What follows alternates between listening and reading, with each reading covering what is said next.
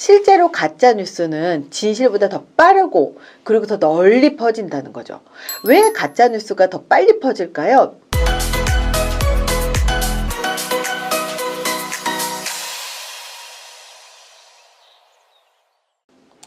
우리 가짜 뉴스라는 말 많이 들어보셨을 것 같아요. 이번 영상에서는 가짜 뉴스에 현혹되지 않으려면 어떻게 해야 되는가, 대체 가짜 뉴스가 왜 등장하는가에 대해서 이야기를 해드릴게요. 가짜 뉴스가 대중을 선동하는 방식이 있습니다. 이 가짜 뉴스는요, 적절한 순간에 등장해요. 사람들이 화가 났을 때, 아니면 대중에게 큰 영향력을 줄 수 있는 사건이 다가올 때죠. 예를 들어서 요즘 같은 대선이라든지 선거철, 혹은 연예인들의 뉴스, 혹은 스캔들, 이런 것들이 사실 가짜 뉴스가 나오기 아주 적절한 그런 타이밍이 아닌가 싶습니다. 이 가짜 뉴스가 인간의 감정을 파고들어서 얻을 수 있는 게 다양합니다. 경제적인 이득이나 권력, 특정 이념의 확산 등 단순한 것에서 끝나지 않습니다. 개인이 크고 작은 피해를 입는 것은 물론이고, 잘못된 정책으로 정말 많은 사람들의 삶이 불행해지는 것도 이 가짜뉴스의 영향력 때문이기도 하죠. 최근에 여론시장에는 가짜뉴스가 넘쳐나고 있습니다. 대중의 흥미를 자극하는 사건이나 각 분야의 민감한 사안일 경우에는 하나의 이슈에 가짜뉴스가 수십 개씩 생산되기도 해요. 가짜뉴스가 넘쳐나는 이유는요, 가짜뉴스를 퍼다 나르는 매체가 다양해졌기 때문이에요. 우리가 숨쉬듯 접하는 소셜미디어는 물론이고, TV, 뉴스, 신문, 잡지, 별의별 것들이 모두 다 이 가짜뉴스를 퍼다 날라요. 근데 이것들 역시 가짜뉴스를 비판하면서도 이런 가짜뉴스를 활용하고 그리고 퍼나르는 행태를 보이고 있죠. 일반 대중의 태도도 사실 이 가짜뉴스의 공범입니다. 왜냐하면 가짜뉴스가 딱 나왔을 때 우르르 들끓어버리잖아요. 한 통계에 따르면 SNS에서 기사 링크를 공유하는 사람 중에 59%는 링크를 열어보지도 않는다고 해요. 즉, 기사 제목만 보고 내용은 확인하지도 않고 공유한다는 사실입니다. 실제로 가짜뉴스는 진실보다 더 빠르고 그리고 더 널리 퍼진다는 거죠.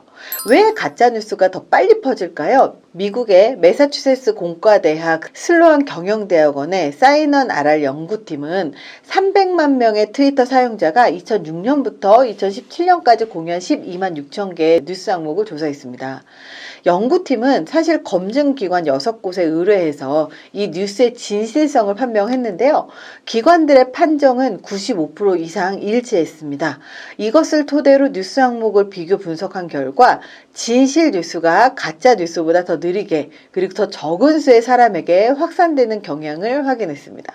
이런 패턴은요, 정치, 연예, 경제를 비롯한 여러 뉴스 카테고리에서 공통적으로 나타났는데요.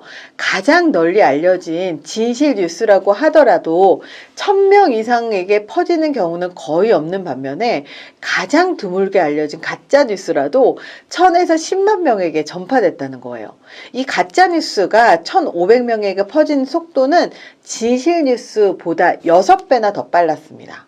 또 트위터에서 누군가에게 메시지를 자기 계정의 다른 사용자에게 전달하는 리트윗 확률도요, 가짜 뉴스가 진실보다 70%나 높았습니다. 흥미롭게도 가짜뉴스를 퍼뜨리는 트위터 사용자는 대개 팔로워하는 사람, 팔로워, 트위터 사용시간 및 활동성을 진실을 전달하는 사용자보다 적었다는 점입니다. 즉, 가짜뉴스를 퍼뜨리는 사람들은요, 활동 자체가 그렇게 많지 않았다는 거예요. 그런데도 불구하고 가짜뉴스는 더 멀리, 더 빠르게 퍼진다는 거죠. IT 기술에 편승한 가짜뉴스들이 너무 많아졌죠. 과거에는 가짜뉴스 대신 통계, 왜곡 등의 방법이 동원돼서 자신의 주장의 근거를 만들고 상대를 설득하는 도구로서 활용을 했었습니다. 매체가 제한적이었고 대부분 인쇄 형태로 제공해야 됐기 때문에 대놓고 거짓 주장을 하기가 어려웠어요. 그렇기 때문에 통계 자료 등을 교묘하게 왜곡시켜서 해석을 자기 주장에 억지로 끼워 넣는 방식을 활용했었죠. 이 시기에 통계와 관련한 유명한 속담 하나가 있는데요. 세상에는 세 가지 종류의 거짓말이 있다. 그럴듯한 거짓말, 새빨간 거짓말, 그리고 통계가 그것이다. 이런 이야기가 있었어요.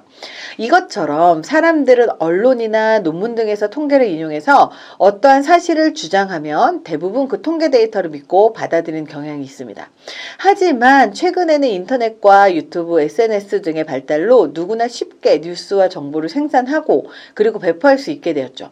이렇게 정보의 생산과 배포가 과거에 비해서 쉬워졌기 때문에 어떤 정보를 자신의 의도에 맞게 통계 조작을 하는 사례도 기하급수적으로 늘어나고 있습니다. 물론 완전히 날조된 가짜 뉴스도 있지만 실제로 특정한 목적을 달성하기 위해서 사실을 살짝 비트는 경우도 굉장히 많아요. 여기에 동일한 데이터나 사안일지라도 사안을 바라보는 자신의 시각과 해석의 프레임을 특정한 목표에 고정시켜 두고 여기에 억지로 맞추는 식의 부분 가짜 뉴스가 더 많은 상황이죠. 현실의 이런 만큼 사회는 갈수록 여론이 서너 개의 큰 줄기로 통합돼서 나가기보다는 작은 수많은 목소리로 분산되어 나가고 있는 상황입니다. 가짜뉴스를 잘 걸러내려면 설득과 영향력 행사라는 관점에서 오류정보 혹은 가짜뉴스를 논하게 될 때 우리는 세 가지 측면에서 충분한 이해가 필요합니다. 우선 이런 가짜 정보에 쉽게 현혹되거나 과하게 반응함으로써 상대의 의도에 쉽게 넘어가지 않도록 주의해야 되겠죠. 무엇보다 가짜 정보를 걸러내는 것도 역량이거든요. 그런 역량을 길러야 돼요. 어떻게 하면 가짜 정보를 잘 걸러낼 수 있을지 알아볼게요. 첫 번째, 기본적인 사항을 체크하는 습관을 들이자. 가장 빠른 방법은 팩트체크, 즉 사실 확인입니다. 국제도서관연맹은 가짜뉴스를 확인하는 8가지 방법을 소개하고 있습니다. 첫 번째, 출처 밝히기. 두 번째, 본문 전체를 읽어라. 세 번째, 작성자가 누구인지 확인을 하라. 네 번째, 근거를 확인해라. 다섯 번째, 날짜를 확인해라. 여섯 번째, 풍자 여부를 확인해라. 일곱 번째, 선입견 점검하기.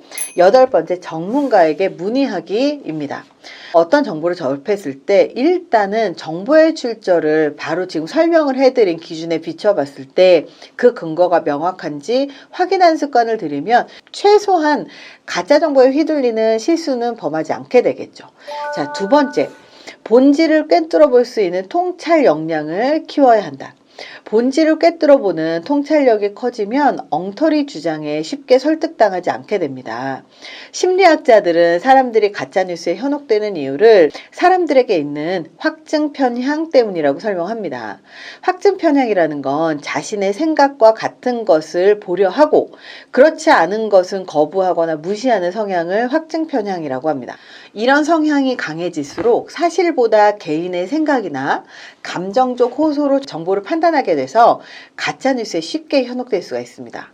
더 나아가 다양한 분야의 지식을 습득하는 열린 자세가 필요합니다. 독서나 학습 등을 통해서 다양한 분야의 지식을 습득하면 정보를 주체적으로 판단하고 평가하고 그리고 이용하는 역량이 향상이 돼요. 실제로 이 정보를 판단하고 평가를 하는 역량이라고 하는 게 팩트를 정확하게 판단할 수 있는 사람만이 가능한 역량입니다. 그래서 신문 기사를 볼 때 육하원칙이 무엇이냐, 팩트가 무엇인가를 구분하는 객관적인 사실 중심의 읽기를 연습을 해야 되거든요.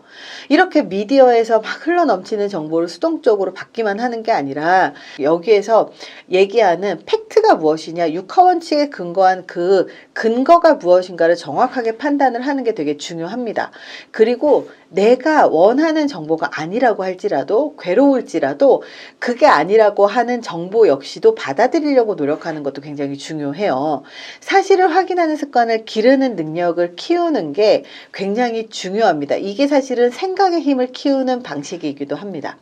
세 번째, 가짜 정보는 의사결정 이전 단계에서만 활용을 할 것. 미국에서 한 대선에서도 오류가 있는 정보와 데이터를 선전 도구로 활용을 해서 유권자들의 사람들의 마음을 확보를 한 사례가 있었죠. 오류가 있는 정보라고 하면 대체로 가짜 정보 혹은 거짓 정보라고 이해한 사람들이 더 많을 거예요. 하지만 오류가 있는 정보가 곧 거짓 정보라는 등식은 항상 성립하는 건 아닙니다. 해석의 여지가 존재한다거나 아니면 순도 100%의 진실은 아니지만 이 정보의 방향이 올바른 방향을 가리키긴 하지만 그 방향성보다 그 중간에 이슈를 좀 더 부각시키기 위해서 일부러 오류를 집어넣는 정보들도 존재합니다. 그렇기 때문에 우리가 이 가짜 정보라고 하는 게 팩트인지 아닌지 사실 우리가 잘 모르고요. 아니면 진짜 정보를 살짝 비틀어서 우리한테 제공을 하는지 아니면 정말로 가짜 정보인지 사실 아주 세세하게 잘 모릅니다. 그렇기 때문에 우리가 실제로 의사결정을 하기 바로 이전 단계에서만 활용을 하고 진짜 의사결정을 할 때는 이런 정보들이 아니라 거기에서 내가 기준을 삼는 것들을 잘 관찰하셔야 되고 팩트가 무엇인지를 확인을 하는 게 가장 중요합니다. 우리가 가짜 정보가 지금 굉장히 많은 시점이에요. 유튜브를 상당히 많이 보고 있기도 하고 심지어 뉴스에서조차 가짜 뉴스를 참고로 계속 떠버리고 있는 상황까지 오게 됐습니다.